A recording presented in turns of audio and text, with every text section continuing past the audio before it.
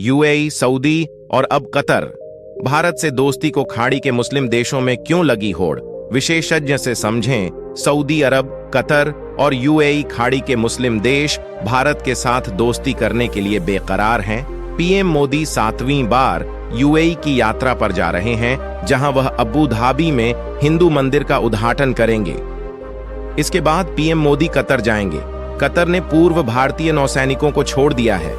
पूरी अपडेट क्या है जानते, लेकिन वीडियो में आगे बढ़ने से पहले वीडियो को एक लाइक कर दीजिए और हमारे चैनल को सब्सक्राइब कर दो ताकि नई वीडियो आपके पास तुरंत पहुंचे। दोहा, अबू धाबी। भारतीय प्रधानमंत्री नरेंद्र मोदी खाड़ी के दो सबसे अहम देशों संयुक्त अरब अमीरात और कतर के दौरे की शुरुआत कर रहे हैं। पीएम मोदी यूएई के अबू धाबी शहर में भव्य हिंदू मंदिर का उद्घाटन करेंगे। वहीं वह अहलान मोदी कार्यक्रम में हजारों भारतीयों को संबोधित करेंगे। ये पीएम मोदी की यूएई की 7वीं यात्रा है। इसके बाद पीएम मोदी कतर के दौरे पर जाएंगे। कतर ने भारत के पूर्व नौसैनिकों को रिहा कर दिया है और इसके ठीक बाद पीएम मोदी की यात्रा को काफी अहम माना जा रहा है। इससे पहले खाड़ी के ही सबसे अहम देश सऊदी अरब के क्राउन प्रिंस मोहम्मद बिन सलमान G20 बैठक के दौरान भारत के राजकीय दौरे पर आए थे। भारत से दोस्ती के लिए खाड़ी देशों में बढ़ती होड़ को विशेषज्ञ हिंदुस्तान की बढ़ती ताकत से जोड़कर देख रहे हैं।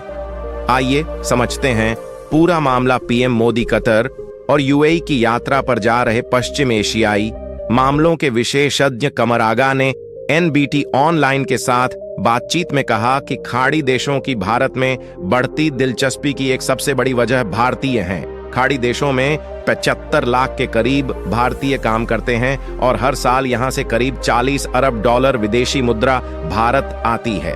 इसके अलावा भारत का खाड़ी देशों के साथ व्यापार 150 अरब डॉलर तक पहुंच गया है, जो लगातार बढ़ रहा है। इनमें से एक बड़ा सेक्शन खाड़ी देशों में बिजनेस करता है। इन भारतीयों के बिजनेस काफी बड़े हैं। इन लोगों ने यूएई में बहुत लंबे समय से मंदिर बनाए जाने की मांग की थी। इसे अब यूएई ने पूरा कर दिया है।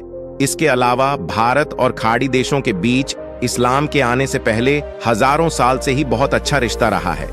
खाड़ी देशों के साथ भारत की दोस्ती हजारों साल पुरानी। आगा ने कहा कि खाड़ी देश तेल से मालामाल हैं और भारत यूक्रेन युद्ध से पहले तक 75% तेल इन्हीं खाड़ी देशों से खरीदता था। अब भी भारत बहुत बड़े पैमाने पर तेल खाड़ी देशों से खरीदता है। भारत कतर के गैस का सबसे बड़ा खरीदार है। भारत ने कतर के साथ अरबों डॉलर की डील की है।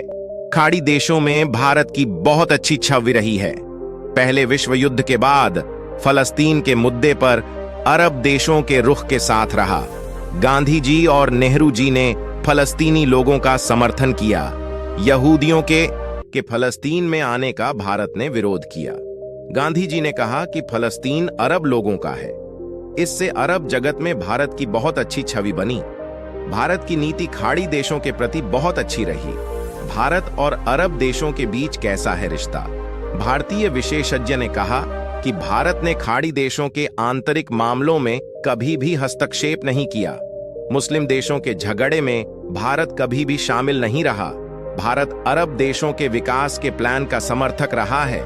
कमर आगा ने कहा कि एक चीज और महत्वपूर्ण है कि भारत की अर्थव्यवस्था बहुत मजबूत हो रही है और करीब 4 ट्रिलियन तक पहुंच गई है। विश्व बैंक का अनुमान है कि भारत की अर्थव्यवस्था आने वाले समय में आगे भी बढ़ती रहेगी। खाड़ी देश भारत में निवेश कर रहे हैं और भारत का भी निवेश इन देशों में बढ़ रहा है। सऊदी अरब ने अमेरिका में आर्थिक मंदी के बाद पूरब की ओर देखो नीति बनाई। इसके बाद उसने भारत, जापान, दक्षिण कोरिया और चीन के साथ रिश्ते मजबूत करने शुरू किए।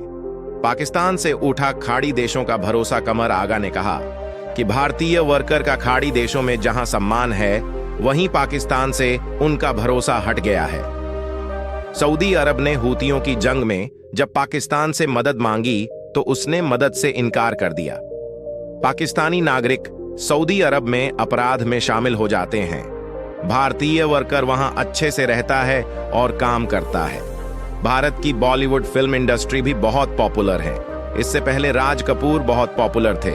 इससे खाड़ी देशों के लोगों और भारतीयों के बीच रिश्ते बहुत अच्छे हो गए। उन्होंने कहा कि कतर के साथ भारत के रिश्ते बहुत अच्छे होने जा रहे हैं।